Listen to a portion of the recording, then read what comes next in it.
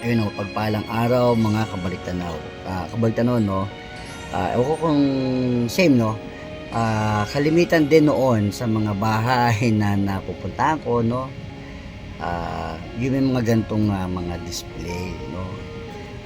Ito yung guys, pag nabasag to, ginagawa natin itong ano eh, yung mga choke sa mga pag naggagawa ka ng piko, patintero, or pag gumagawa ka ng araw, pagka medyo dumidilim, no, gumagawa ka ng araw para daw hindi umulan, no. Ito ginagawa itong mga choke eh. Ayan, ito yung mga mga Buddha na merong mga maraming ako anak, no.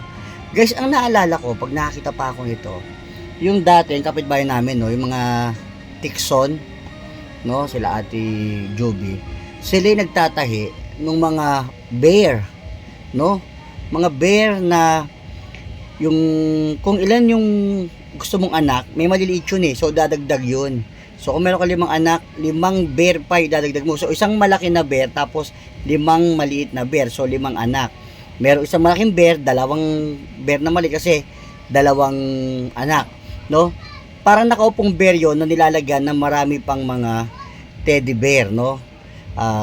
Yun yung naaalala ko pag nakita ko ng gantong Buddha, yung maraming anak, no. So merong bumibili sa kanila 7 anak, merong 5 anak.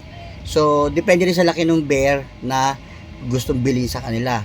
Ewan ko kung basta itsura niya, nakaupo siya na bear, tapos sila mismo yung gumagawa, sila mismo yung mga tumatahi ng bear na yon na nakikita ko nung bata ako, no. Isa yon sa naalala ko pag nakakita ng gantong mga Buddha, no. At ayan nga po, muli, Luis Serrano, Baliktanaw, at abag lang po sa mga susunod na videos at koleksyon na aking papakita.